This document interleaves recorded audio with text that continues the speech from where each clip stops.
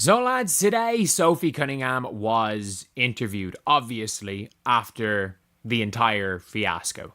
The entire Connecticut Sun fiasco.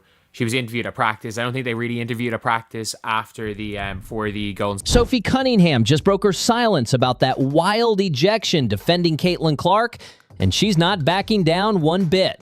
Her new interview reveals exactly why she took matters into her own hands and calls out the people who've been targeting Clark all season.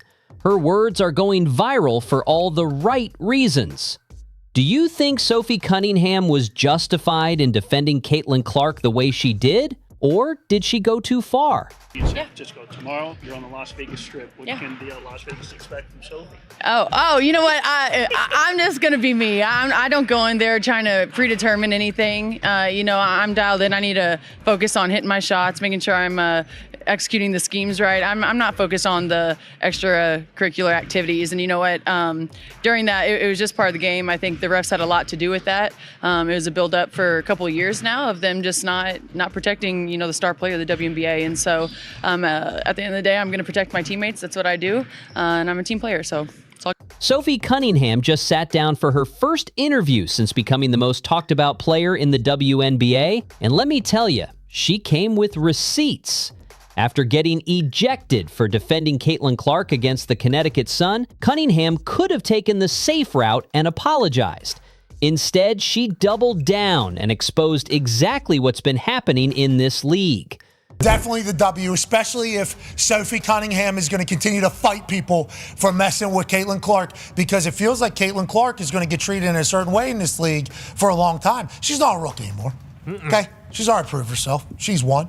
And then there were some, ladies last night that were trying to go a little physical. And in last year, I think something we noticed, and I think a lot of people noticed, is when Caitlin would get bullied, nobody would do nothing. That's right. Nobody would do nothing. It was like, hey, they didn't know, like, whoa, I can't believe this is happening. I can't believe people are doing this to Caitlin Clark. Teammates weren't jumping in there. They bring in Sophie Cunningham. I had no idea.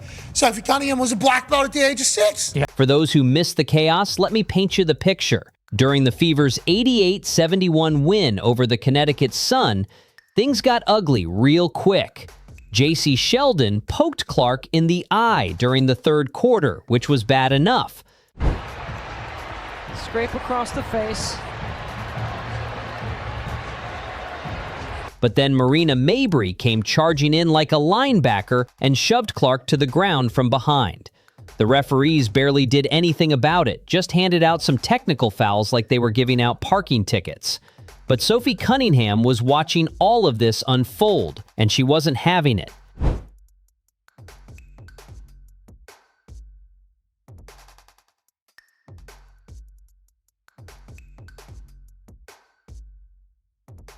With about 46 seconds left in the game, Sheldon was on a fast break when Cunningham decided enough was enough. She wrapped up Sheldon and took her down hard. No hesitation, no second thoughts. Just pure protection mode activated. The arena erupted. Fans started chanting, "Sophie, Sophie," as she ejected ejected.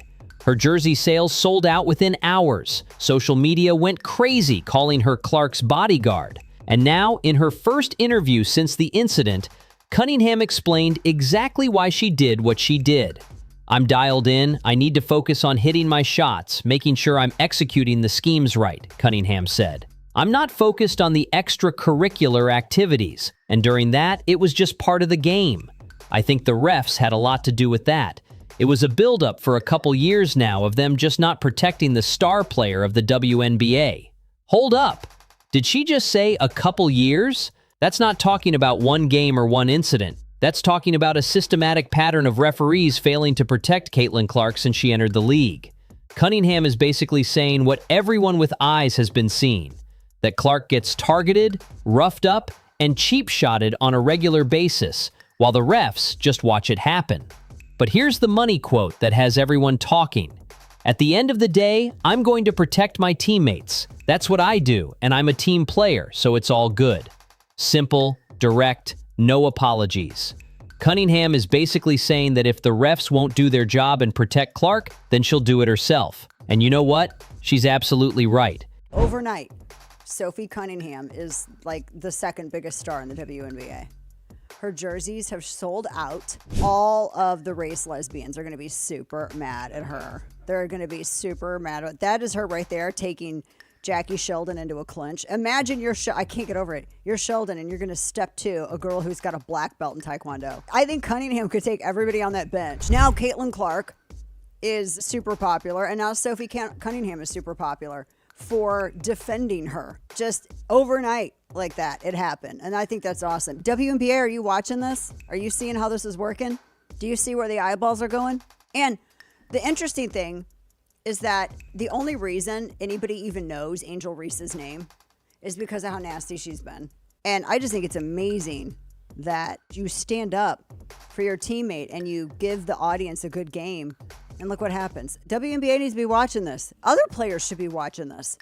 Maybe some of these other players on Fever will stick up for Clark now every single time that they try tripping her, knocking her to the ground, poking fingers in her eye. I think all of the race hustling lesbians in that league are going to be super mad now. Because here you got Caitlin Clark #1, and now you're going to have Sophie Cunningham on the same team. I love it. Think about what we've seen just this season. Clark has been poked in the eye, shoved to the ground, hip-checked, and targeted with dirty plays over and over again. The referees consistently fail to call flagrant fouls or eject players for obvious cheap shots. They hand out technical fouls like they're doing players a favor instead of actually protecting the league's biggest star.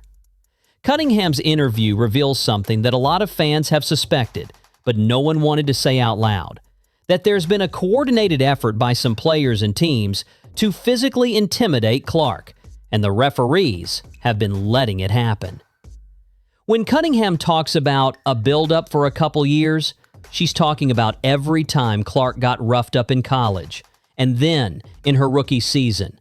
Every time someone took a cheap shot and got away with it. Every time the refs let physical play against Clark slide while calling ticky-tack fouls on everyone else. And here's what makes Cunningham's response so perfect. She's not some hothead who lost her temper. She's a veteran player who's been in the league for years. She knows exactly what she's doing. When she wrapped up Sheldon, it wasn't an emotional reaction. It was a calculated message.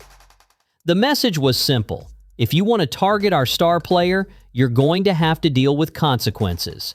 Not from the refs, because they've proven they won't do anything, but from her teammates who actually have her back. Most of the world was fed up with everything that was going on the court. They're fed up with the refs. They're fed up with the physicality getting to a point where players can get injured. And a lot of people were like, you know what? Finally, there's an enforcer on the court. And her jersey completely sold out overnight. And this was something that I predicted. I actually put up a TikTok right after the game and I said Sophie Cunningham's jersey is going to sell out. When I woke up the next day, I checked the website and it was indeed sold out. And there was also this tweet from Front Office Sports. The Pacers and Fever are dealing with such high demand for their merch that their team store is temporarily limiting its online offerings. They said it's impossible to prepare for something like this. We've been getting 1,000 orders per night. And this is just another instance that proves how loyal the Indiana Fever fans are. They sell out arenas, they run up the viewership anytime the Fever is on television, and they put their money where their mouth is. And the response has been incredible. Cunningham went from having under 400,000 TikTok followers to over 1.2 million in just a few days. Her Instagram followers jumped by over 300,000. Her jersey sales went through the roof. Caitlin Clark even said she'd pay Cunningham's fine for getting ejected. This tells you everything about how fans feel about what Cunningham did. They're not buying jerseys of someone they think went too far. They're supporting someone who finally stood up for what's right. But the best part of Cunningham's interview is how she shells out the real bullies in this situation. See, the media narrative has been trying to paint Cunningham as the aggressor. Some people are calling her dirty or saying she went too far. But Cunningham is flipping that script entirely. She's pointing out that the real bullies are the players who have been targeting Clark for years, the ones who take cheap shots and then act innocent when they get called out. The ones who use their size and physicality to try to intimidate a smaller player. Those are the bullies. And the biggest bullies of all? The referees who enable this behavior by refusing to call it properly. Even if you look at this play where JC Sheldon eventually swipes Caitlin in the eyeball, she had contact with her like 4 to 5 times. That should have been called a foul before the eye swipe even happened. Referees, what are you doing? Open your eyes. Open your eyes. Now, I want to call out 2 things on this play specifically. I want to call out Tina Charles because I have mad respect for her for how she handled that situation. She immediately went over to defend her teammate in JC Sheldon. Tina Charles runs over and was blocking her, and then Marina Mabrey, when she comes out of nowhere, Tina Charles immediately puts her hands up and backs away because she didn't want that to be like I didn't do that, essentially, was what she was saying. Like, I didn't do that. And I don't think that she was trying to do that. I don't think she was trying to be physical. I think she was trying to stick up for her teammate because that's what you need to do, but de-escalate the situation, not make it something that it turned into, which is what Marina Mabrey did. Cunningham is basically saying that the refs are complicit in allowing Clark to get targeted because they won't do their job. This is what makes her interview so powerful. She's not just defending herself, she's exposing the entire system that has allowed this to happen. She's calling out the hypocrisy of people who are more upset about her retaliation than they are about the original cheap shots against Clark. 500,000 followers and such, and your jersey selling out. How cool is that for your... Yeah, it's cool. It's funny what kind of people are attracted to. I'm just trying to keep the main thing. The main thing is that's basketball, trying to win games, sticking up for my teammates. And that's all part of it. Cunningham also touches on something that a lot of people don't understand about basketball dynamics. She talks about how she's, quote, a team player, and how protecting teammates is part of what she does. This isn't some new role she invented. She's been the enforcer type throughout her career. Every successful team needs players like this. Players who are willing to take a technical foul or get ejected to send a message. Players who make opponents think twice before taking liberties with their stars. The Lakers had players like this for Kobe.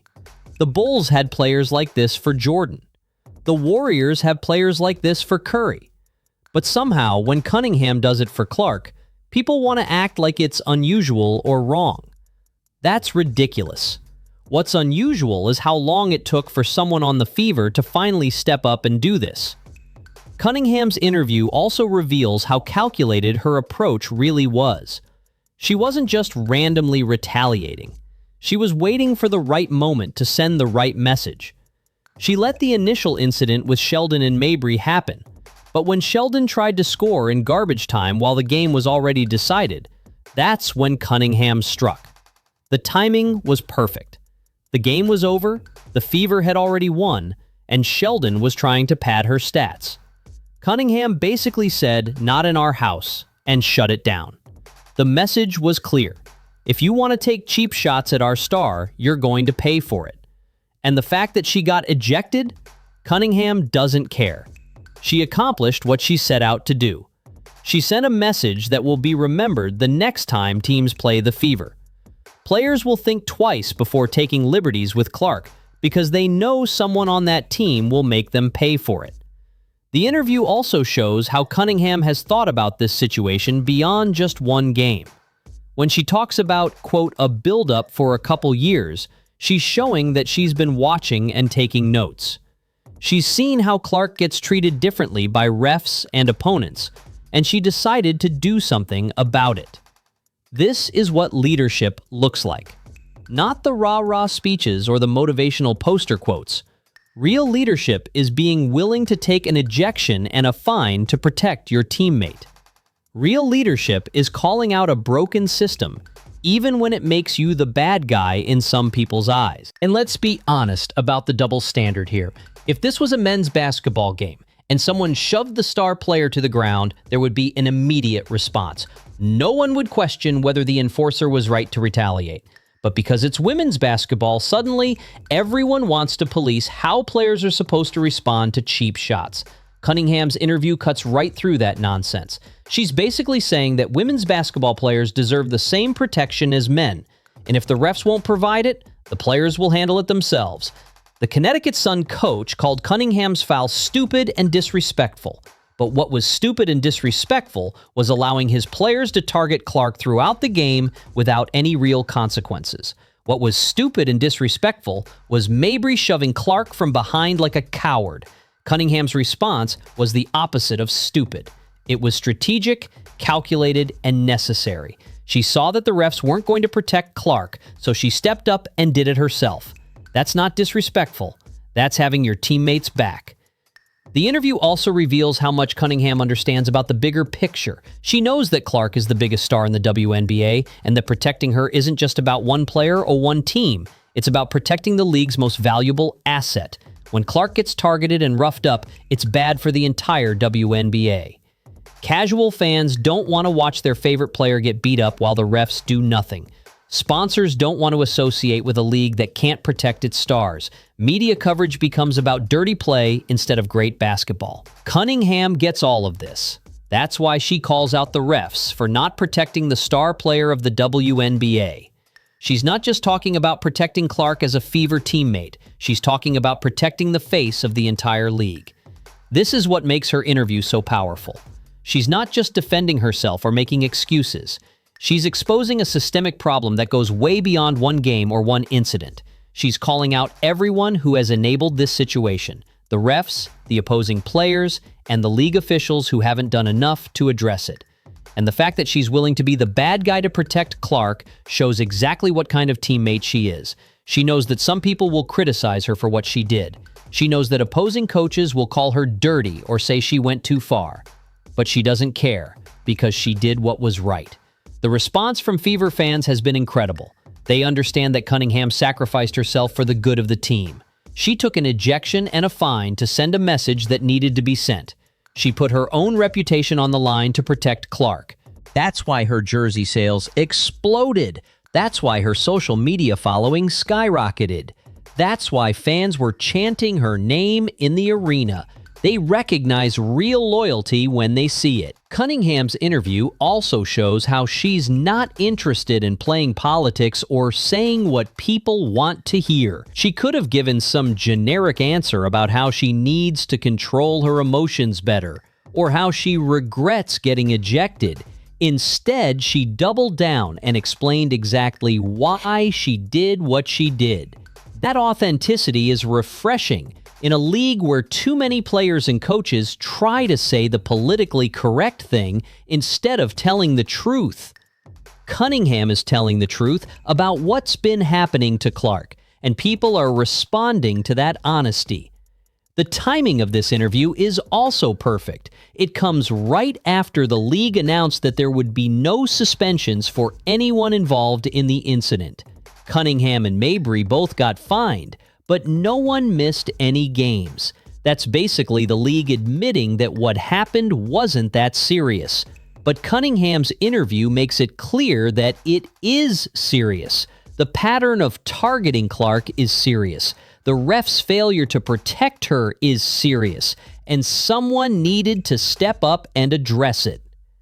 Her comments about being a team player also reveal something important about team chemistry. The fact that Cunningham was willing to get ejected for Clark shows how much the team believes in their star player. It shows that they're willing to sacrifice for each other. It's my personality. I'm the glue to it. You know, we kind of have a weird age gap. We have some oldies on the team. We have some young bucks, and I'm kind of the tweener is what they call me. And so it's just trying to make everyone match and make sure we're all just having good vibes, right? You know, the seasons has a bunch of highs and lows. And so just trying to keep a level head on everyone. But I also think that we get to play basketball for a living, and that's super fun. So sometimes you just need a good perspective of like, hey, we're in the grind right now, and it feels hard. But at the end of the day, we get to dribble a ball for a living. So we got to be grateful for that. That kind of chemistry is what wins championships. When players know their teammates have their back no matter what, it creates a bond that goes beyond basketball. Cunningham's actions and her interview afterward show that the Fever have that kind of chemistry. The interview ends with Cunningham basically saying it's all good about the whole situation. No regrets, no apologies, no second guessing. She did what she felt was necessary, and she'd do it again if the situation called for it. That confidence and conviction is exactly what the Fever needed. For too long, Clark has been getting targeted while her teammates watched from the sidelines. Finally, someone stepped up and said enough is enough. Sophie Cunningham's interview isn't just about defending one incident, it's about exposing a pattern of bullying that has been allowed to continue for too long.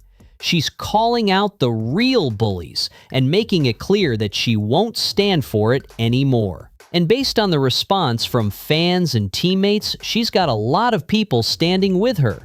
Sophie Cunningham didn't just defend Caitlin Clark on the court, she exposed the entire system that's been allowing Clark to get bullied for years.